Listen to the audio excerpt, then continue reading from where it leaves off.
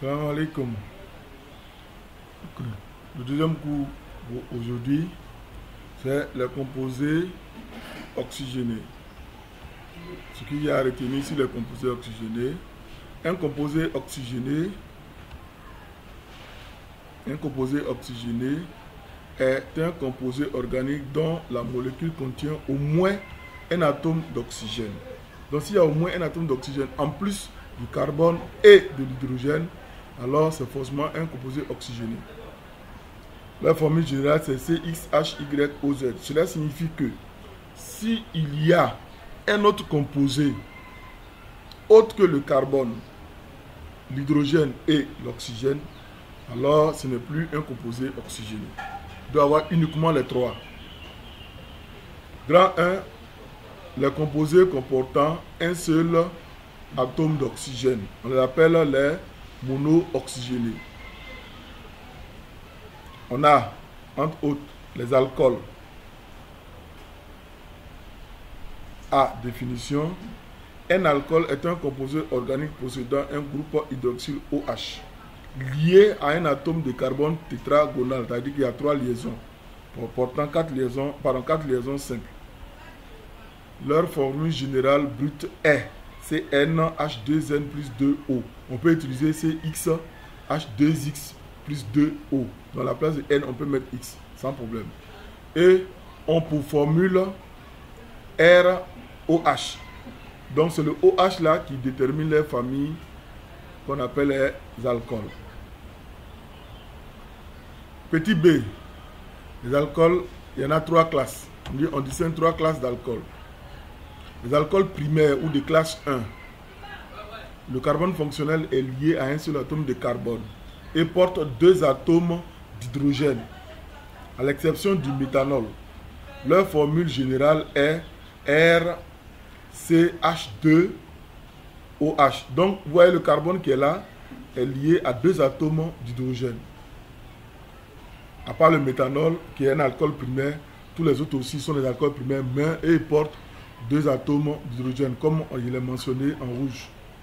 Vous voyez, on a le méthanol, l'éthanol, le propane, 1-ol, butane, 1-ol.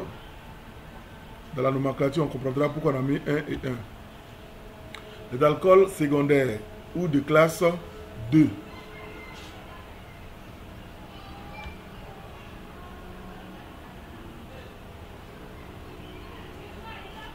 Donc, les alcools, le carbone fonctionnel est lié à 2 atomes de carbone et porte un seul atome d'hydrogène. Donc, vous voyez ici, CH, ici, ce qu'on appelle le carbone fonctionnel, C, qui est là, lié à OH. Exemple, si vous voyez en rouge, j'ai mis le carbone fonctionnel en rouge. Donc, le 2, c'est propane 2-ol, parce que le carbone là est à la position 2, comme on a fait la nomenclature. Ici, le carbone est à la position 2, à la position 2. Vous voyez, voilà pourquoi on parle de 2-ol, 2-ol. Les alcools tertiaires ou de classe 3, eux, ils ne possèdent aucun atome d'hydrogène. Leur formule générale est, comme vous voyez, le carbone qui est au milieu là, qui est lié à OH là, ne porte aucun atome d'hydrogène.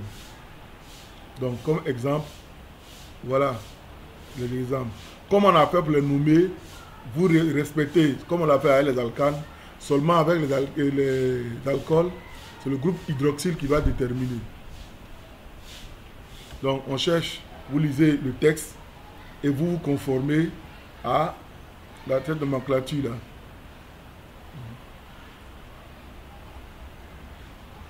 De oxydation ménagère des alcools. Définition. Une oxydation ménagère est une oxydation qui s'effectue sans rupture. C'est-à-dire qu'il n'y a pas de cassure de la chaîne carbonée. La chaîne carbonée est conservée. Il n'y a pas de cassure. Deuxième point. Oxydation ménagère des alcools primaires. Dans un tube à essai contenant un alcool, on ajoute une petite quantité. C'est-à-dire que si on prend un alcool primaire, on ajoute une petite quantité de permanganate de potassium, qui est un produit. Sa couleur initiale est violette. Si on dépose un alcool primaire, si c'est une toute petite quantité, automatiquement, il y a formation d'un aldéhyde. Mais si on met une trop grande quantité, il y aura formation d'un acide carboxylique. Comment on fait pour savoir que c'est un aldéhyde? C'est les tests qu'on a fait dans le premier, deuxième tiret. On a pris une quantité du produit formé, on a ajouté du DKDNPH. Et on voit que on obtient une coloration jaune, orangée. Après, on reprend une autre quantité, on ajoute de la liqueur de féline. Et on obtient une coloration rouge brique. En ce moment-là, le seul produit qui réagit comme ça, positivement à la DNPH et après à la liqueur de féline, c'est forcément un aldéhyde. Donc dans la conclusion, on dit comme les deux tests sont positifs, il s'agit d'un aldéhyde. Comme l'oxydation est ménagée, la chaîne carboneuse est conservée, c'est-à-dire que la chaîne carboneuse n'est pas détruite. Donc ici, cette formule n'est pas obligatoire, elle est donnée à titre indicatif. Vous verrez ça en terminale, c'est sûr. Comment ça se fait? Soit vous pouvez faire des recherches, si vous voulez, ou bien quand vous serez en terminale, ça va s'expliquer plus facilement.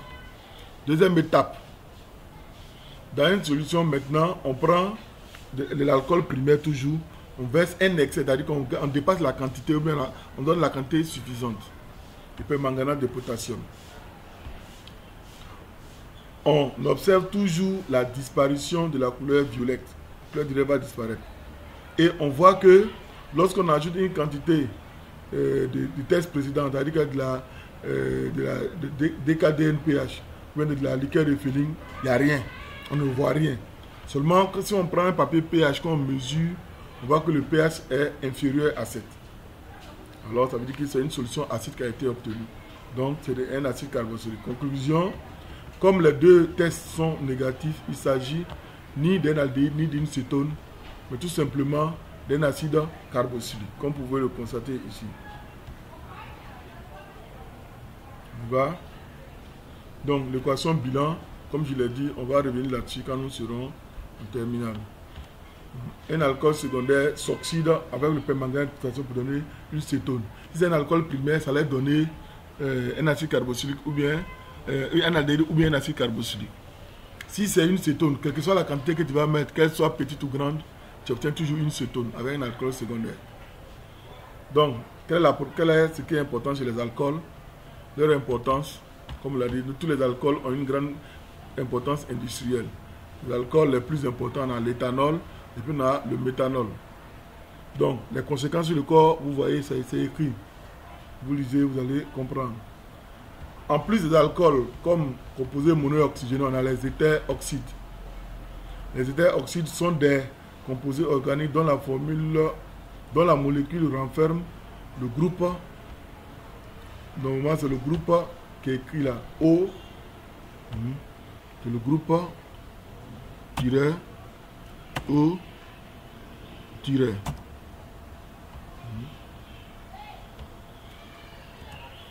Continue ce groupe.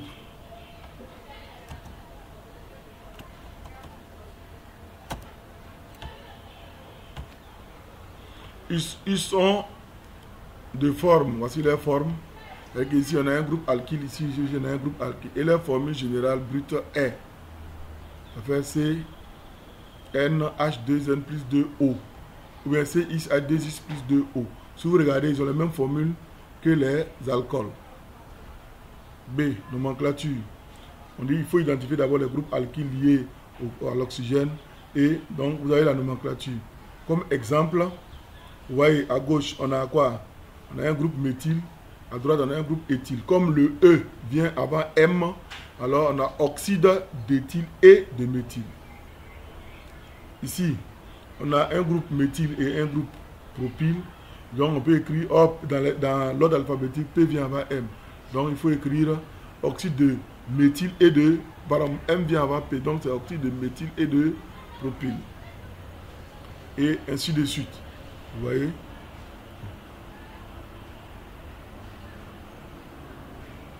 Les aldéhydes et les cétones. Les aldéhydes et les cétones, on les appelle les composés carbonylés. Ils possèdent les caractéristiques. Voici la caractéristique identique au 2. Il y a ça. Vous voyez ça. La différence, c'est le R qui est là. Puis le H. Ici, la différence, c'est R et R. Donc, quand c'est comme ça, c'est cétone. Quand c'est comme ça, c'est... Donc, leur formule générale, c'est CnH2nO. Ça, il faut le retenir. On a la nomenclature. Pour les aldéhydes, on a la nomenclature des aldéhydes qu'il faut lire. Donc, à partir de l'exemple qu'on a ici, vous allez voir qu'à la fin, là, les aldéhydes se terminent toujours par COH. On peut mettre bien sûr le O en haut, hein. Ça ne dérange pas. Se termine pas. Donc, en faisant la nomenclature, il faut toujours commencer par ce C là. 1, 2, 3, 4. Ici aussi, 1, 2, 3, 4. Pour pouvoir donner le nom. Il ne faut jamais commencer par l'autre extrémité. Pour les cétones, on va donner la nomenclature. Et, en exemple, vous voyez, le cétone. Le but ici, c'est de rechercher la position. Cette position doit être la plus petite possible. Si je commence par ici, 1, 2, 3. Si je commence là, 1, 2, 3. Donc ici, il n'y a pas de problème. C'est toujours à la position 3. Ici, c'est 1, 2, 3. 1, 2, 3. Donc si vous regardez, vous allez voir que c'est la même position. Donc comme il n'y a pas d'isomère, alors on l'appelle propanone directement, au lieu de mettre un numéro. Par contre, ici, vous voyez que c'est la position 3. Mais le O, là, on peut déplacer à la position 2. Alors ça va donner propane 2-on. C'est bon? Maintenant, on passe au test d'identification des deux. Comment faire pour savoir si c'est un aldéhyde ou bien si c'est une cétone?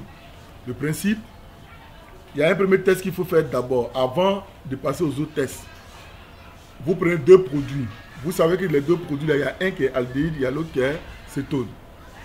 Alors, avant d'identifier qui est aldéhyde, qui est cétone, il faut déposer d'abord une quantité de 2,4-dinitrophénylhydrazine. Ce qu'on a appelé plutôt 2,4-DNPH. Donc, pour les deux, il y aura un précipité jaune. S'il y a un qui ne donne pas de précipité jaune, c'est qu'il ne peut même pas être aldéhyde ni cétone. Il faut que forcément, avec la DNPH, il donne un précipité jaune orangé. Maintenant, après ça, les trois produits qui suivent, tu utilises un seul. C'est-à-dire qu'il y a un seul qui doit accompagner le premier, la 2,4-DNPH. Soit tu prends le réactif de Schiff, soit tu prends la liqueur de Fehling, soit tu prends le réactif de Tollens. Alors, si c'est le réactif de Schiff, ça va donner quoi? On a mis réaction positive, ou bien on va dire test positif. Ça va donner une solution rose, ça va donner une couleur rose. Si c'est une cétone, ça ne donne rien du tout. C'est-à-dire que la couleur incolore reste. Si c'est la liqueur de Fehling, ça va donner qu'on appelle un précipité rouge brique. Alors si c'est une cétone, ça ne donne rien. La couleur reste, le corps reste incolore. Si c'est le réactif de Tollens, ça va donner un miroir d'argent. On aura l'impression qu'on a cassé des trucs qu'on appelle diamants sous forme de poudre qu'on a versé à l'intérieur. Donc tu vas voir que ça va scintiller. Si c'est une cétone, ça ne donne rien du tout. Maintenant, on passe au composé dioxygéné. Avec deux atomes d'oxygène. Dans l'acide carboxylique. L'acide carboxylique possède le groupe carboxyle. Soit c'est comme ça, soit c'est comme ça. Donc le carbone fonctionnel, c'est celui-là, c'est le carbone qui est lié au OH là. C'est le carbone là qu'on appelle le carbone fonctionnel. On dit les trigonales. C'est-à-dire qu'il y a une liaison ici, une double liaison là, et puis une liaison là. Donc ça fait, c'est comme si on l'avait séparé en trois branches. Mais il y a une branche qui porte deux pieds. Leur formule générale brute est CnH2n plus 2O. O2. Maintenant, vous avez devant vous leur nomenclature et on a quelques exemples. Maintenant, si vous ne comprenez pas bien, lors des questions, vous posez vos questions et vous serez satisfait, Inch'Allah. Donc, ici, c'est quelques produits qu'on trouve sur le marché. Nous, ici, en chimie, on l'appelle acide méthanoïque, mais sur le marché, on l'appelle acide formique. On l'utilise pour faire les nettoyages ou bien on met dans les détergents. L'acide éthanoïque, vous voyez, on l'appelle sur le marché acide acétique, on le retrouve dans le vinaigre et ainsi de suite. Maintenant, les esters. On dit les esters sont des composés organiques de formule générale. Vous voyez, ils sont sous cette forme-là. R, C, O, O, R'. Donc R et R' peuvent être des alkyles égaux. Pas de souci. Peut-être égaux ou bien différents. Donc, formule générale, on a CnH2nO2. Donc, si vous remarquez, ils ont les mêmes formules brutes que les acides carboxyliques. Donc vous avez leur nomenclature. Vous suivez la nomenclature et puis vous regardez comment ça a été nommé. Si on ne comprend toujours pas, on va se l'expliquer et comprendre. 3. Combustion des composés oxygénés. Combustion, ça veut dire qu'on a brûlé dans l'oxygène.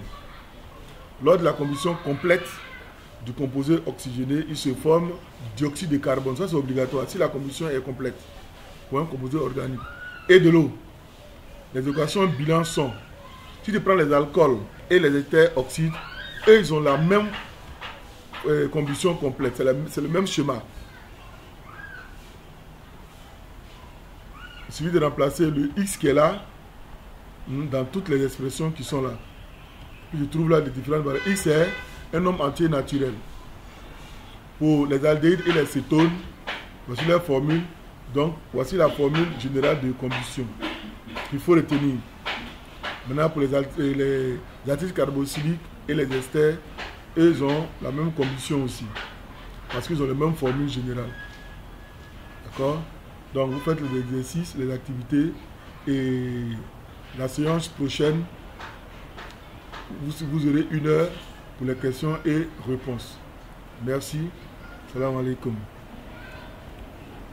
10. C'est où ça? 10.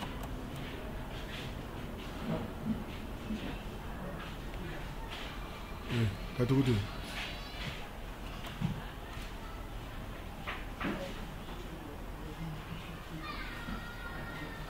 Ça ne ferme pas.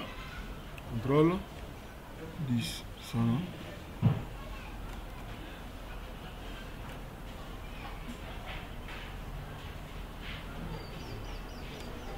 Ça doit faire un signal pour vous.